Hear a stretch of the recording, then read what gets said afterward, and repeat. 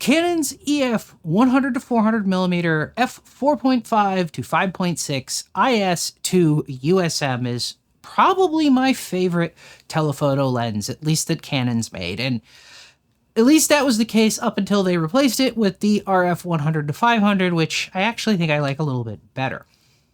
It's got in its favor is that it's not overly heavy, it's not overly big, it has a ton of zoom range to work with. It can mount a teleconverter throughout the entire zoom range, which can be incredibly useful, and you can couple all of that with a relatively high maximum magnification that, quite honestly, is macro enough that for bugs, small lizards, snakes, flowers, and things like that, you are getting good shots and you're able to retain enough working distance that you can stay back from the things that bite and sting. Altogether, that turns this into a really nice package. Now, that said, like the RF 100 to 500, the EF 100 to 400 Mark II is probably also not the kind of lens that you're most likely to see in a video application, at least one outside of wildlife cinematography. So looking at breathing performance, which is very much a video thing, might feel like a bit of an odd choice. Now, if you're new to all of this, you might be wondering what the heck this guy is talking about. What is breathing? My lens is plastic and glass. It's not flesh and blood. It doesn't breathe. Well, put simply, breathing is the term used to describe a change in angle of view that accompanies focusing. This aberration is a problem for video shooters where the change in composition when focusing can become very distracting. Fortunately, purpose-built video and cinema lenses are designed to not do this. Unfortunately, for most of us using hybrid lenses on our mirrorless cameras, well, many of our lenses still suffer from this aberration. With that said, my testing for this is pretty straightforward. I stick a pair of white targets, really it's just a bit of gaffer tape, on a black background.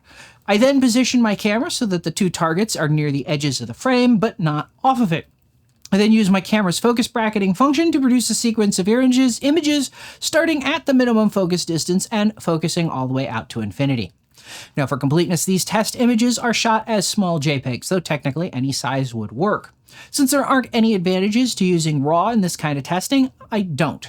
I also do have distortion correction enabled, as I think that better reflects how these lenses will be used, and because there are an increasing number of lenses out there that will not let you disable it, and I think that makes for a more fair test across the board.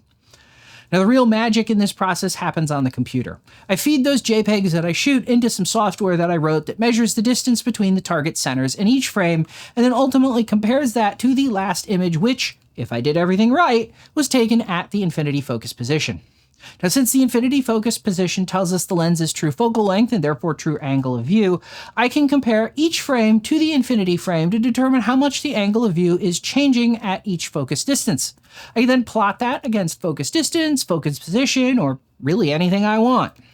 So, with that out of the way, let's look at the tests and the results from them. Now, I tested this lens at all of the marked focal positions, starting with 100mm.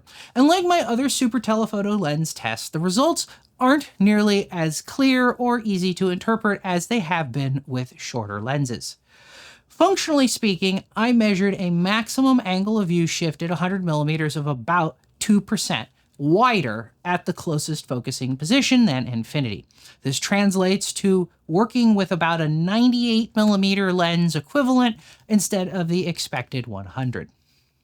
Now, zooming in to 135mm, we actually see very similar performance to what we saw at 100mm.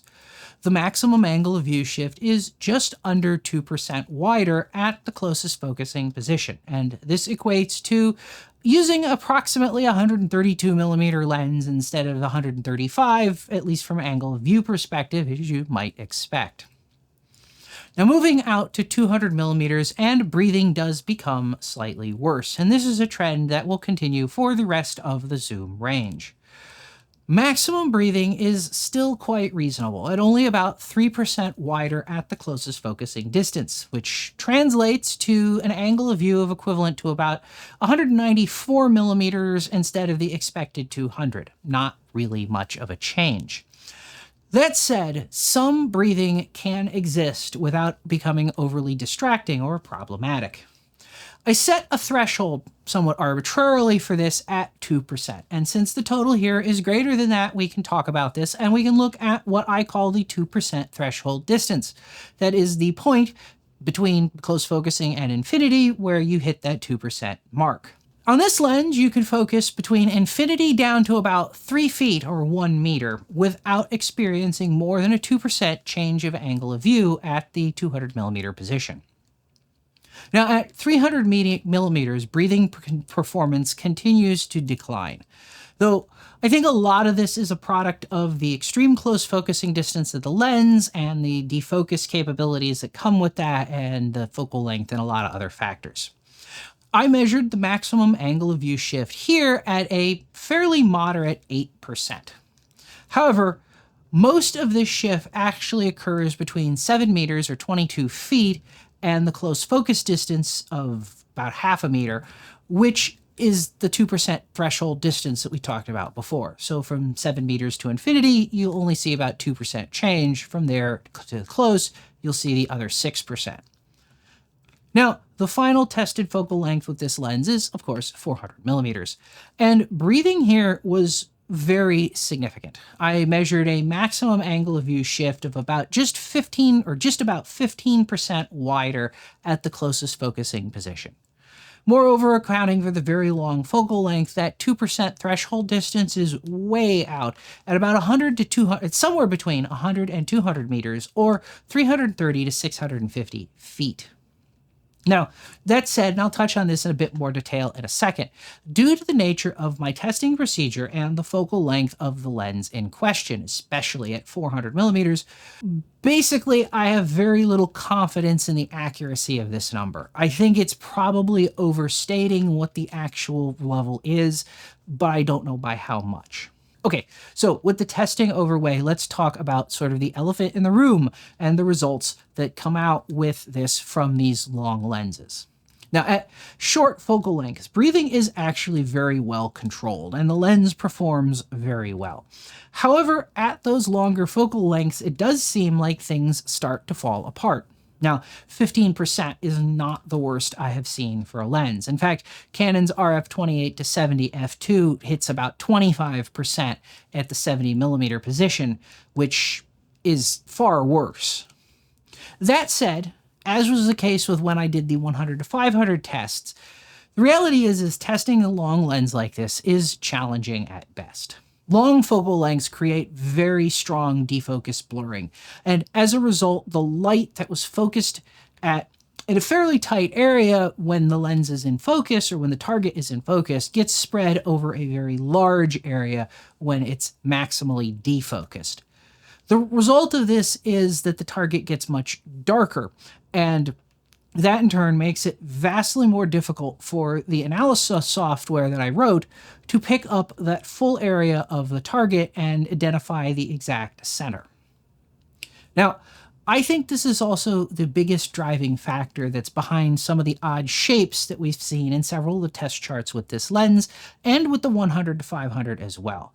You would expect a very smooth breathing operation or correct adjustment or whatever going from close focus to infinity or vice versa. You wouldn't expect it to get tighter, then wider, then tighter again, or something to that effect. I think what we're seeing here is artifacts from the computer's inability to pick up increasingly dim, defocused test areas, as well as optical aberrations that come up in these lenses being exaggerated. In some of the most extreme cases, especially at 400 millimeters on this lens, my software struggled. In some cases, it couldn't even detect all of the test areas without me making modifications to the detection thresholds and so forth because of how dim the bokeh spot became. So I would like to stress that, unlike has been the case with shorter focal length lenses, these tests really should be taken with at least a modicum, if not a good amount, of salt, especially for the 300 and 400 millimeter focal lengths.